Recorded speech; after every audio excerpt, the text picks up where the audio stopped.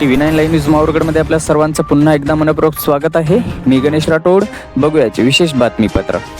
धनोडा येथील पैनगंगेलगत असलेले दुकानदार धुळीने त्रस्त, संबंधित कंत्राटदार मात्र कुंभकर्णी झोपेत. धनोडा येथे पैनगंगेवर लाखो रुपये खर्च करून नवीन पूल बांधण्यात आलाय, मात्र पूल अजूनही कित्येक दिवस चालू होणार नाही याबाबत केवळ आणि केवळ अनिश्चितताच आहे. त्याचा गंभीर परिणाम धनोडा येथे पैनगंगेलगत वास्तव्यात असलेले नागरिक, दुकानदार तथा माहूरगडावर येणाऱ्या भाविक भक्तासह धुळीतून प्रवास करणाऱ्या वाहन चालक मालकास होत आहे.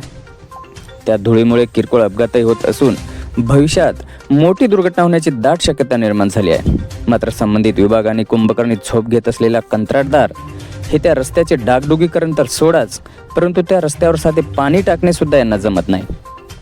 हम करे सो कायदा अशा संभ्रमात असणाऱ्या कंत्राटदारांना स्थानिक लोकप्रतिनिधींनी धडा शिकवावा, अन्यथा रस्त्यावर उतरून तीव्र आंदोलन करणार असा संतप्त इशाराच त्या ठिकाणचे रहिवासी आणि छोटे मोठे दुकानदारांनी दिला आहे. Bureau report TV9 live news माहूरगडसाठी गणेश राठोड, शेकापूर.